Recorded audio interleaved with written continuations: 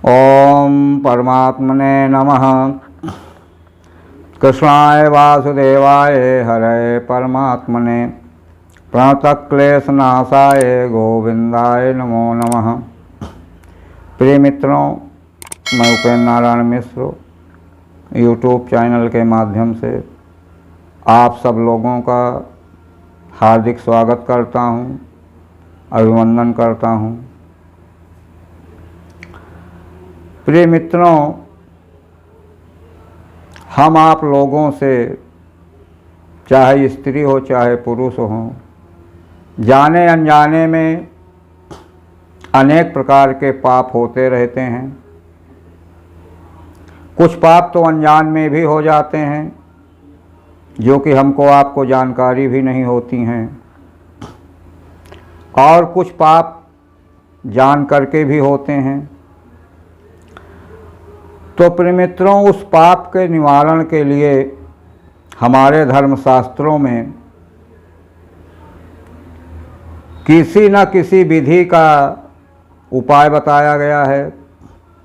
चाहे वो व्रत के माध्यम से हो, चाहे वह पूजा पाठ के माध्यम से हो, यानी किसी न किसी रूप से उसके उपाय जरूर बताए गए हैं। तो प्रिय मित्रों, उन उपायों को करने से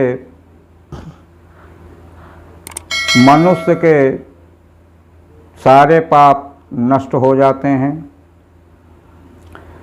प्रिय मित्रों, इस संदर्भ में मैं आप लोगों को विशेष कर ये स्त्रियों का व्रत सभी प्रकार के पापों को नाश करने वाला है, जो मैं बताने जा रहा हूँ। ये भाद्र शुक्ल पक्ष की पंचमी तिथि को होता है, और इस वर्ष ये पंचमी तिथि 1 सितंबर 2022 दिन बृहस्पतिवार को पड़ रहा है। इसको ऋषि पंचमी व्रत कहते हैं। ये ऋषि पंचमी व्रत सभी स्त्रियों को, लड़कियों को भी रहना चाहिए, स्त्रियों को भी रहना चाहिए। तो ये ऋषि पंचमी के व्रत का जो विधान बताया गया है, पूजा का व्रत बताया गया है, तो इसमें दोपहर के समय में सप्तर्षियों की पूजा होती है। 7 ऋषि होते हैं, उन 7 ऋषियों की पूजा का विधान बताया गया है। और वो पाप स्त्रियों का इस प्रकार से होता है, जब स्त्रियां अपवित्र अवस्था में होती हैं, अपवित्र अवस्था में छूने योग्य नहीं होती हैं, तो 4 दिन के बाद चौथे दिन वो शुद्ध होती हैं। तो इस 4 दिन में जो शरीर के शुद्धि के लिए ये व्रत बताया गया है, और अपवित्र अवस्था में जो घर का कामकाज करती हैं, बर्तनों को छूती हैं, तो इस अस्पृश्य का दोष लगता है। तो उस दोष के निवारण के लिए ये ऋषि पंचमी का व्रत करना चाहिए।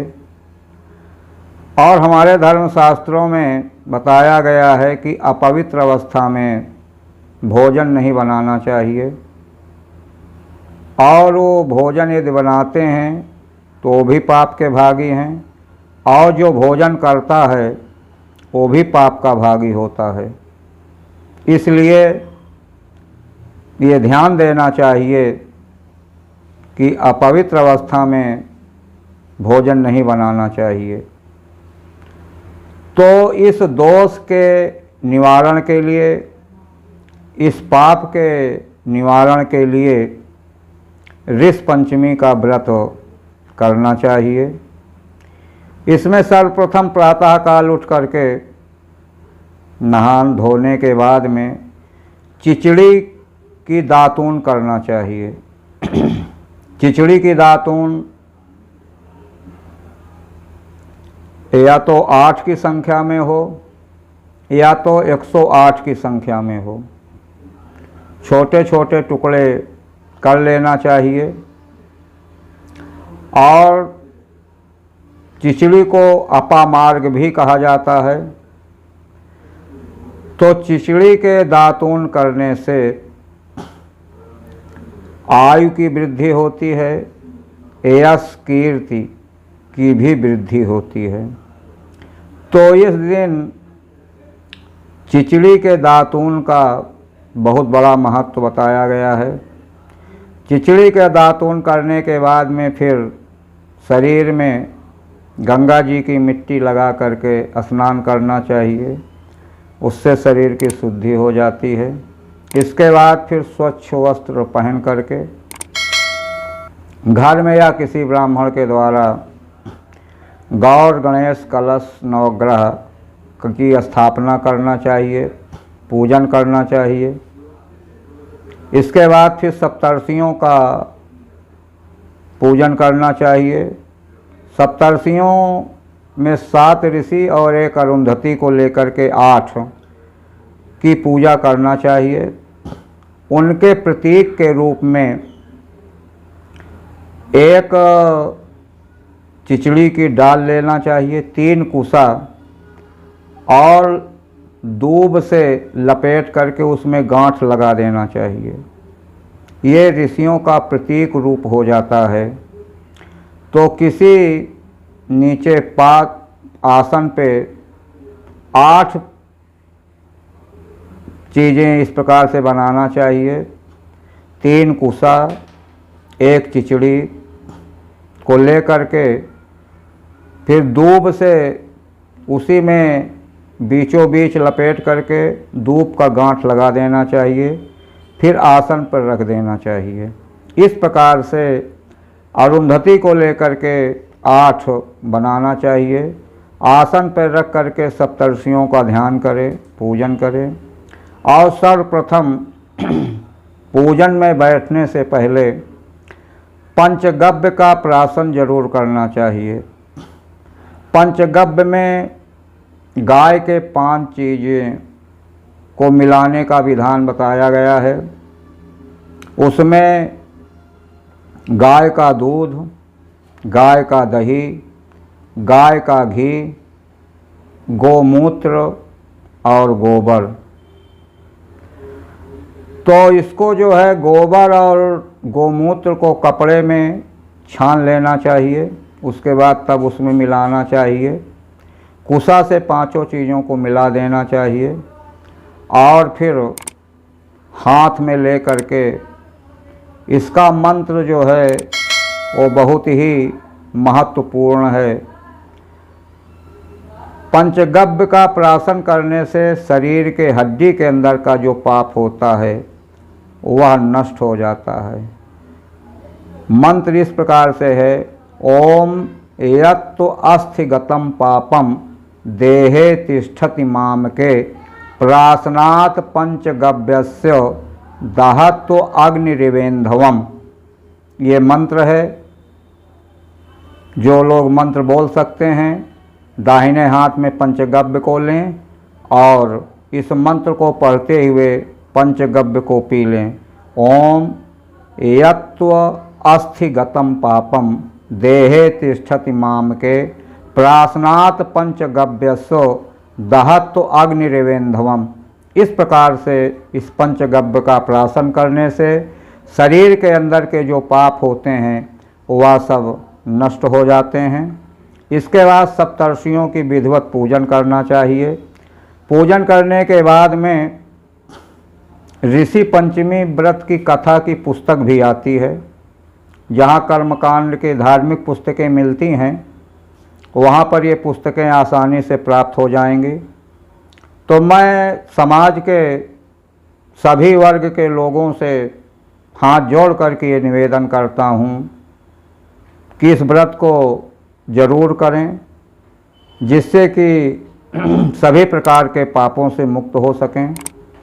और पूजन करने के बाद में फिर ऋषि पंचमी का कथा को जरूर सुने। उस कथा में बताया गया है कि जिसने इस कथा को नहीं किया, जिसने पालन नहीं किया, वो अनेक प्रकार के दुखों से ग्रसित हुई हैं और फिर अंत में उनको ज्ञान प्राप्त हुआ है। तो ये ऋषि पंचमी का व्रत किया है। इस ऋषि पंचमी के व्रत के प्रभाव से वो सारे पापों से छूट करके स्वर्गलोक को भी गई हैं और जब तक यहाँ पर रही हैं धराधाम में तब तक सुख ऐश्वर्य को भोग किया है। तो प्रिय मित्रों, ये ऋषि पंचमी की जो कथा है, जो व्रत है, वह बहुत ही महत्वपूर्ण है। इसमें हल से जोते हुए चीज़ों को, अन्न को नहीं खाना चाहिए, चाहे अनाज हो चाहे फल हो। जो हल के द्वारा जोता हुआ हो खेत में, उसको नहीं खाना चाहिए, न फल खाना चाहिए न अन्न खाना चाहिए। तो बाज़ार में एक लाल चावल जिसको फसही बोलते हैं, वो बिना जोते बोए का होता है, तो उसको खाना चाहिए। दूध दही मट्ठा खा सकते हैं। तो इस प्रकार से ये ऋषि पंचमी के व्रत का महत्व है। इसको सभी स्त्रियों को करना चाहिए और